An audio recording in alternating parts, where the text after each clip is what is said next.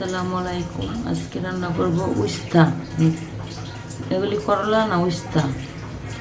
সাথে হচ্ছে চিংড়ি মাছ, পেঁয়াজ পাতা, ধনিয়া পাতা, কাঁচামরিচ দিয়ে আজকে উস্তা রান্না করব। করলাটা সরষের তেল দিয়ে রান্না করব।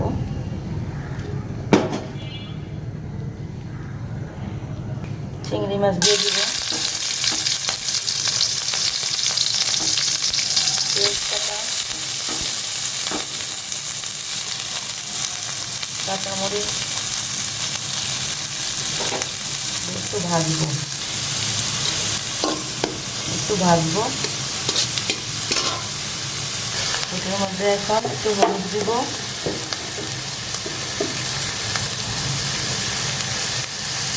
অল্প মরিচ দিব, কাঁচামরিচ দিচ্ছি, লবণ দিব,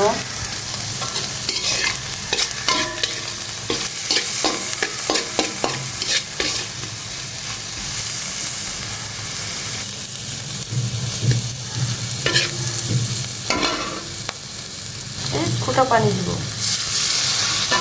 কষানোর জন্য। কষানোর পরে উস্তাটা দিয়ে দিব। এখন উস্তাটা দিয়ে দিব, করলাটা আর কি।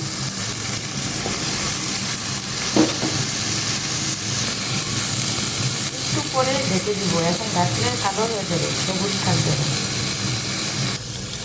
এই যে সবুজ সবুজ আছে, হয়ে গেছে কিন্তু। এখন খালি একটু ধনিয়া পাতা দেব, একটু ধনিয়া পাতা দিলাম।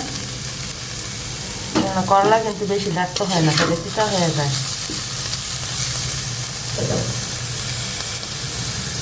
যে উস্তা চিংড়ি দিয়ে, দেশি চিংড়ি দিয়ে উস্তা করলা আর কি বাজি করলাম।